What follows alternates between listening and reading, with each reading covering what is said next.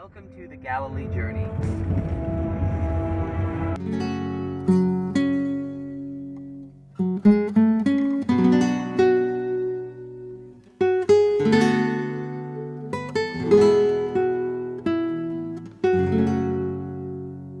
Welcome to the land of Zebulun and Naphtali, the Galilee, where Isaiah chapter 9 says, a huge light has shone here. God is magnifying the nation. Behind me is Mount Arbel. Huge battle happened here against the Romans. Mark Antony wanted to crush the Jews, rebellion, and eventually they started shooting in flaming arrows into the openings that you see behind me and smoked them out. And Josephus writes in the War of the Jews that they were thrown off. That they went in, they were smoked out, and the Romans took them, pregnant women, children, and hurled them to their death. Whoa.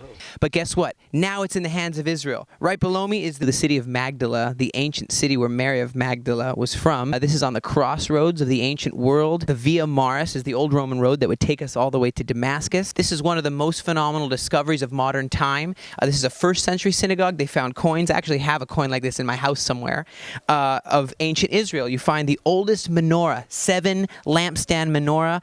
It's the one that was burning 24/7 in the temple. So exciting to be in these times of restoration. This is a recreation of how the synagogue would have looked here. Behind me, a picture of one of the miracles the miracle worker did. A woman who had an issue of blood touches the hem of a garment in the crowd and just is healed. That's restoration.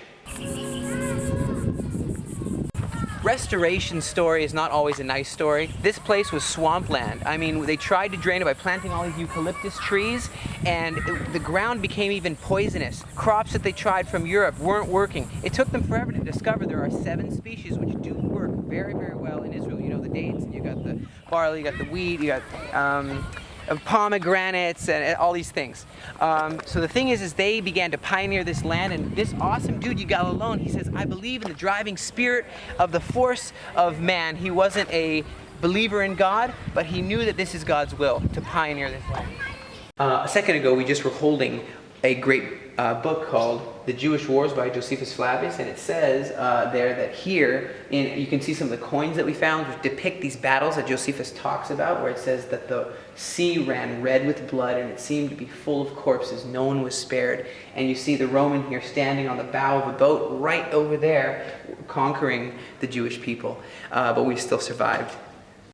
This boat is from 2,000 years ago. There are pieces of wood on this boat that are no longer existing in the world. Is this boat what the fishermen used that Yeshua chose? Is this from the Battle of Magdala that Josephus Flavius wrote about? I don't know. But this is an amazing actual discovery from just over there in the Sea of Galilee.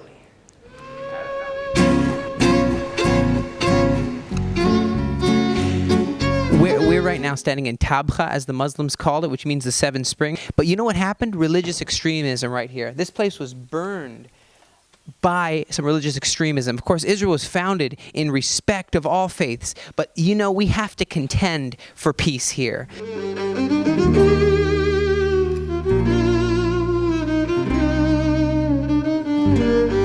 The Byzantine Empire headed out of Constantinople because Constantine set up a place of logistics over in Turkey. And they came, these Byzantines, and actually built a church around the stone where they think Yeshua stood, right around these 7 still flowing natural springs where the loaves and the fish were multiplied. You'll see there's 2 fish there and there's loaves of bread.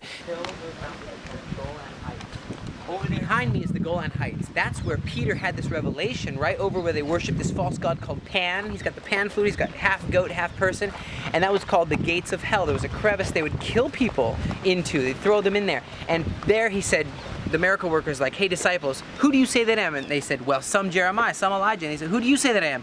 Peter says, I say you are the Messiah, the Son of God. That happened up on the Golan Heights.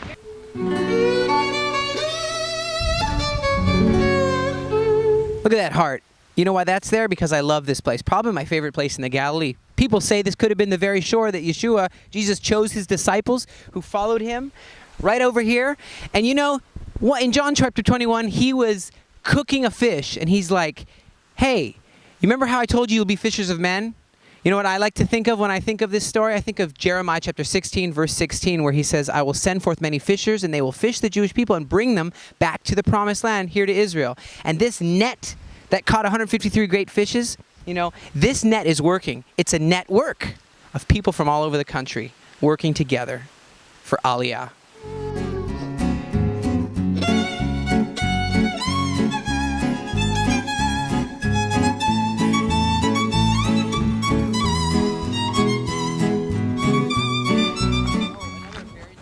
This is the crossroads of the Via Maris, that ancient road that Abraham walked on, that the Romans paved, prophesied in Isaiah 9. Here is where the centurion had his seaport. What centurion? Well, Luke 7 talks about a centurion who it turns out was buried with Jewish people, who actually built a synagogue to restore Israel. I thought the Romans were against the Jews. Well, this guy was buried with Jews.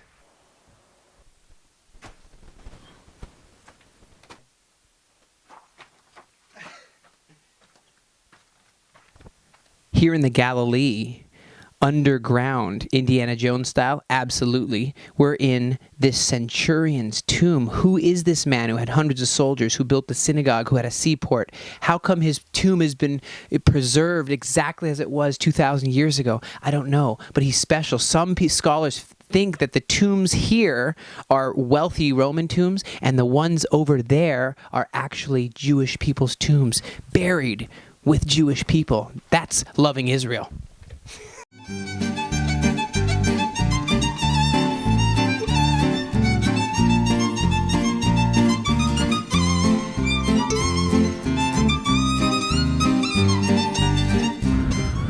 Wow, it is a windstorm. We're standing on the Mount of Beatitudes, and contrary to common thought, it doesn't stand for bad attitudes. It actually stands for a place where Yeshua, it's called the Mount of Happiness in Hebrew, Har HaOsher.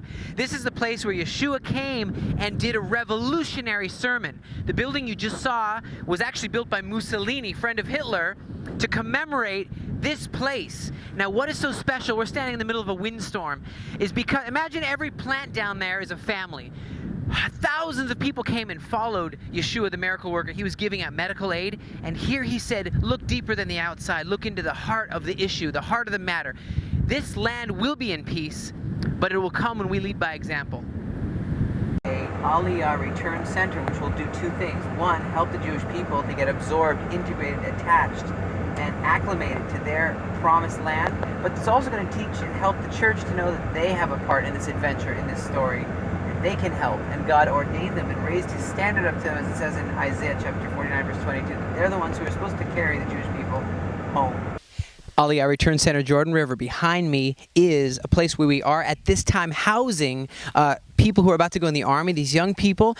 Behind me is the first building that we've renovated. We're about to renovate the rest. Got our buddy with the Jewish agency here. And I just want to say a huge shout out. I want to thank you, James Worthington, for being a preparer of the way, making this possible. We got a whole building to renovate by September, and we're going to do it. And a huge thank you to all the other backers. Awesome job. We're going to make this deadline.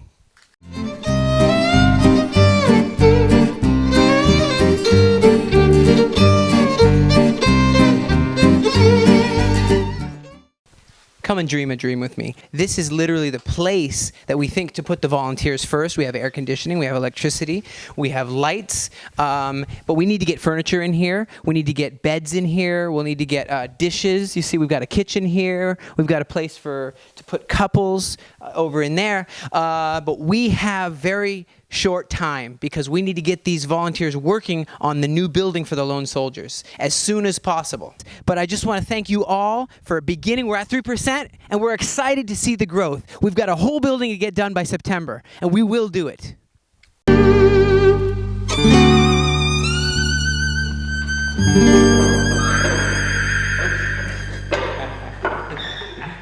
I'll just get my glasses. I wonder if it's a sensor. Okay, anyway.